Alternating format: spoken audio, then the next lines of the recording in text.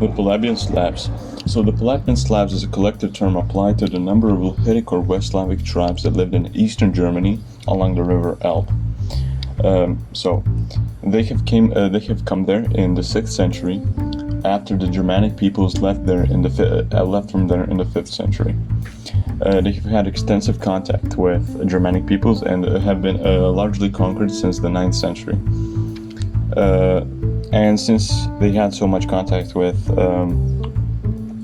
Germanic peoples through wars and just side-by-side contact, it has come to be the most Germanized Slavic language.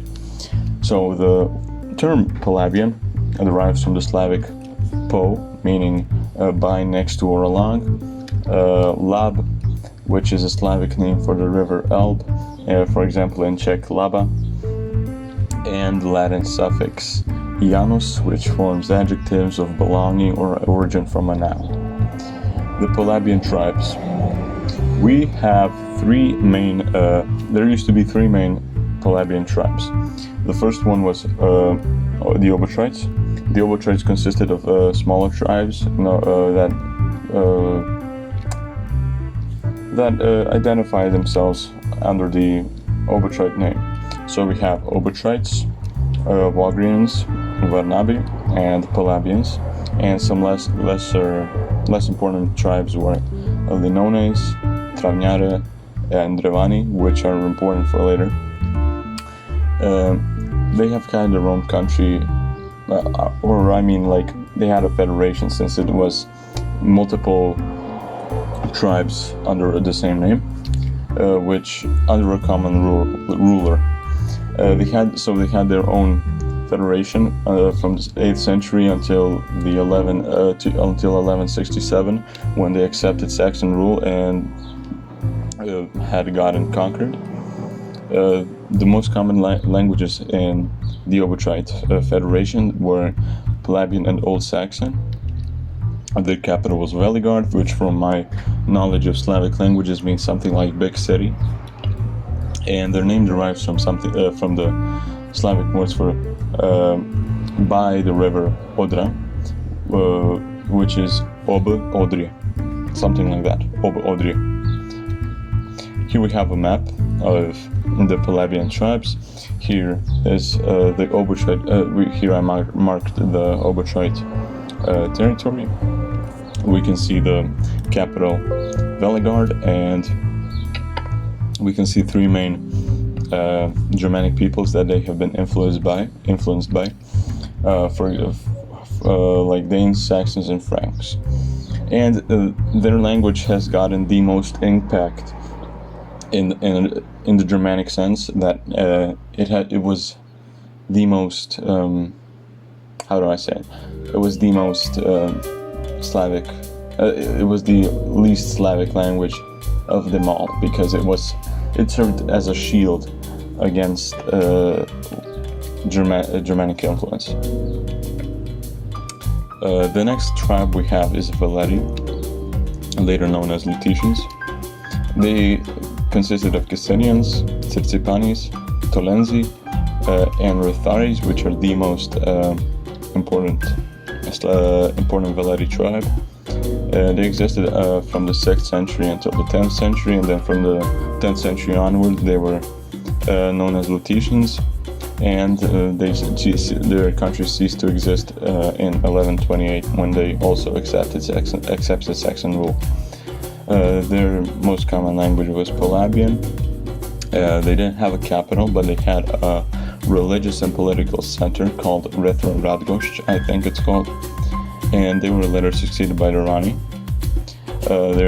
Their name derives from the Slavic root of vel, meaning like large, great, huge, or something like that. Here we have the same map again. Here is the border shown approximately. Here is the Radgosh city, and this is the border of the territory of the Rani people. And the last Polabian tribe we have is the Sorbs, later known as it's not later. It's an interchangeable name. either Sorbs or Lusatians or Lusatian Sorbs. It doesn't matter. They're still alive today with about 50,000 people in Germany. They're a minority in Germany, and they consist of the Upper and Lower Sorbs. I will not talk about them in this video. They're not really. They're different from the first two tribes in a linguistic sense and in a cultural sense, where they share more cultural ties with the Czech people and Slovak people. This is the flag of Upper Sorbia, and this is the flag of Lower Sorbia. And this is where they lived, this blue border. So you can see on the map how they're not the same color as the Polabian tribes. So where are they now? They have been assimilated within the Holy Roman Empire after they have been conquered in the 9th century. They still exist they exist in Eastern Germany, but only as a shadow of genetic influence from when the Polabian people existed.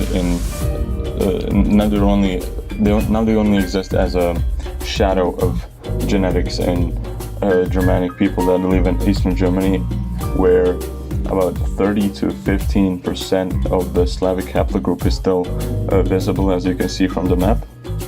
And from the map below, you can see the borders of what was then the Holy Roman Empire. So what is Polabian?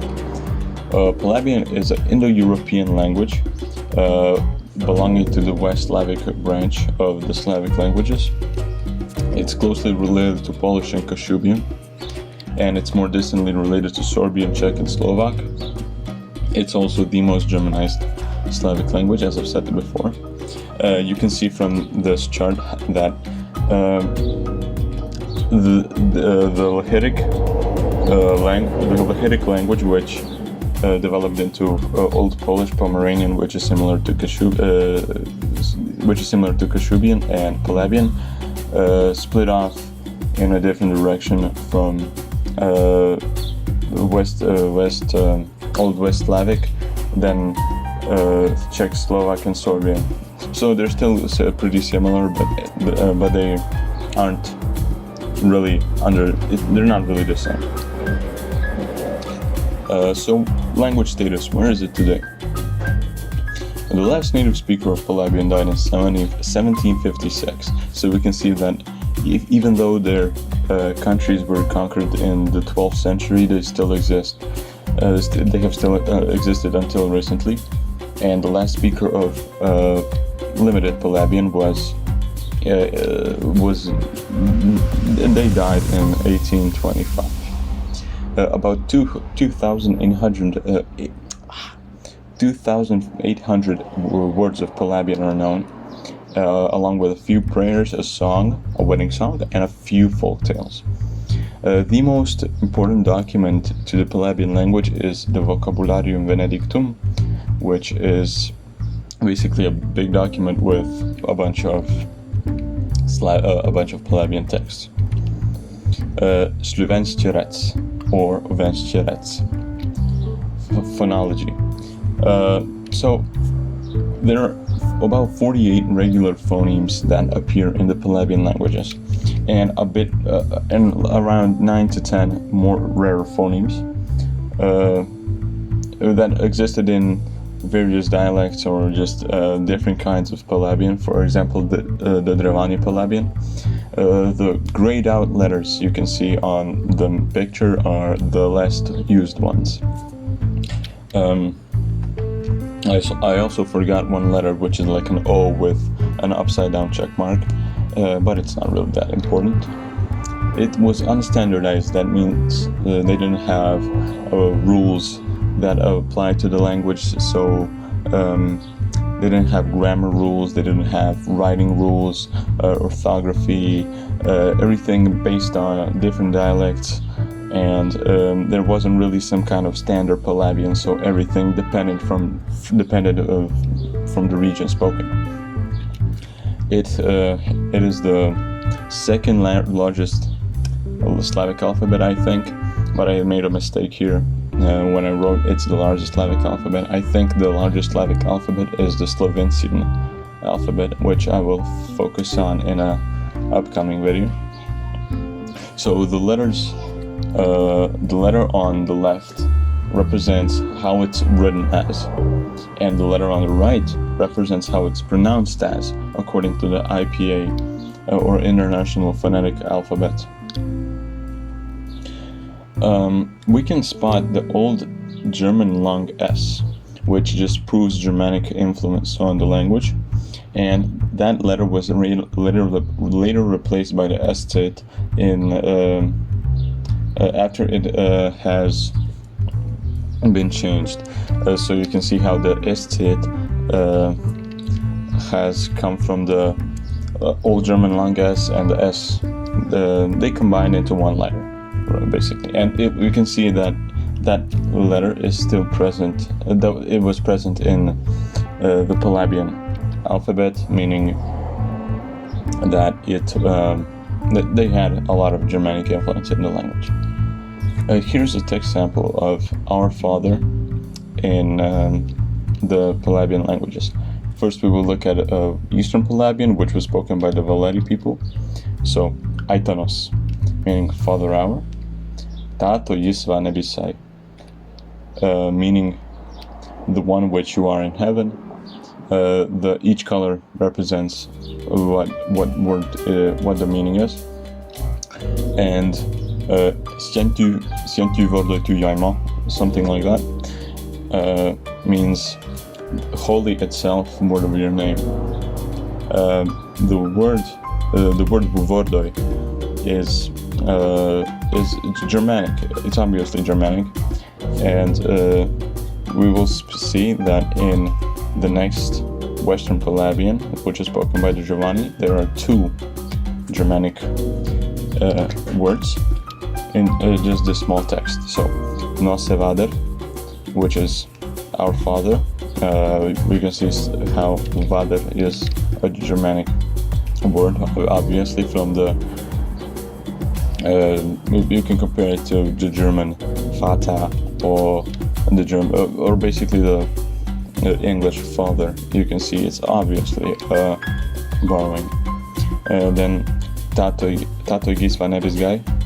It's again very similar. Some J sounds changed into G sounds, and some A sounds turned into some other A sounds, which I cannot really replicate. The meaning is pretty much the same. It's the same, actually. And Sunkta Vorda Tugi Gaima, meaning be holy, word of your name. Sientu and Sunkta mean the same thing. I messed up the translation a bit.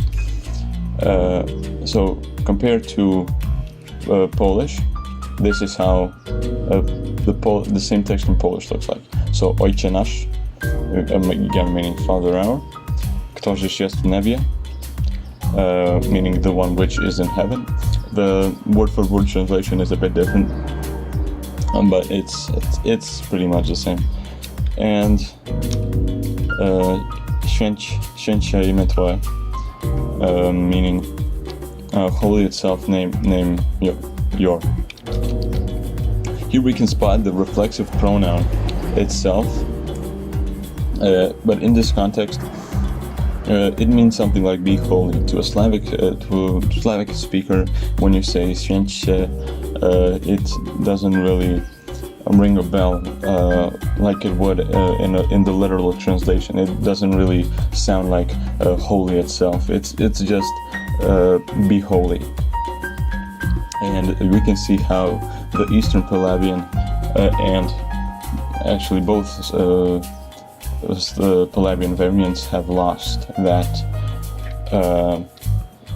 reflexive pronoun through simplification because of their contact with Germanic languages. So let's look at some basic vocabulary. Here we have the word biole, meaning white. In Proto-Slavic it's biele. In Lower Serbian it's biły. In Polish it's biały. And in Croatian it's biel. Sorry. Then we have the word jogla.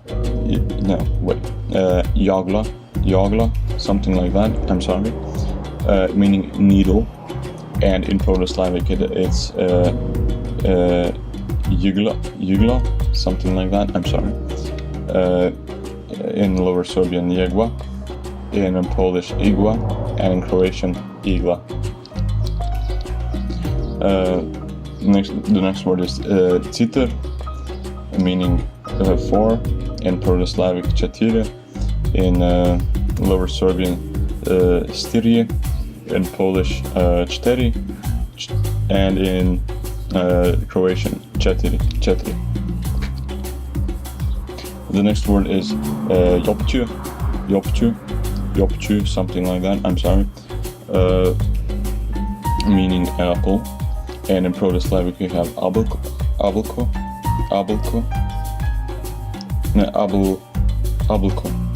something like that. In Lower Serbian, jabłko. In Polish, jabłko. And in Croatian, jabłka. The next word we have is koće, meaning which kind or what kind. And Proto-Slavic kake. In Lower Serbian it's kaki. In Polish jaki, and in Croatian kakav. The next word is quite interesting. It means Thursday, Perundan. It's a calque of the Low German Donnerstag, from the words Perun and Dan, meaning thunder and day. I found how that Perun is to my Slavic ear. Perun sounds like the Slavic god Perun, which was the god of lightning, like Zeus, for example. And a calque is a borrowing by word-for-word translation. So Donnerstag in German means the same thing as it does in Polabian. The literal translation of the word is exact, if you understand what I'm trying to say. The Proto-Slavic word for Thursday was četvrtak, something like that. Četvrtak. In Lower Serbian, stvirk. Sorry. In Polish, čtvrtak. And in Croatian, četvrtak.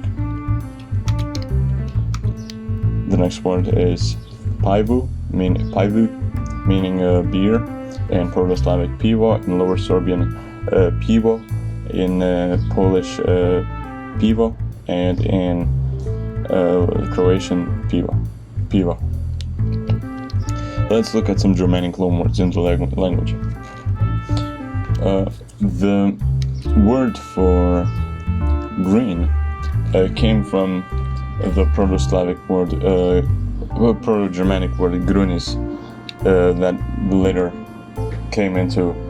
became the Old Saxon groni, and then the Middle Low German grüne, and then which came into Polabian as grüne, meaning green. And the next word is the Proto-Slavic, Proto-Germanic jung, which stayed the same until it reached Polabian, which is something like junge, and it means young. The next word is tidis, which later became tid, and in Old Saxon, then in Middle Low German it became tit, and then in Polabian became tide, meaning time. The next word is made of two words, meaning pants. So in Proto-Germanic brokoza, in Old Saxon Bruckosa, in Middle Low German Bruckosa. I'm sorry, I don't speak Germanic languages other than English, so I'm butchering these pronunciations. And in Polabian it means it's Bruckosa, something like that.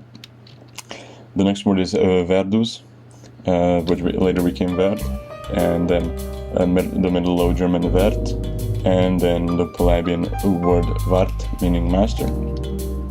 And from my research, I have seen that about every 10th word, or about every 15th word is of Germanic origin. So about 10% to 15% of the Polabian vocabulary is Germanic. Thank you for watching. Correct my mistakes and leave any fun facts I have left out in the comments. If you speak any Germanic languages or Slavic languages, tell me what you think about this language, and do you find it interesting, funny sounding, anything. Thank you for watching again.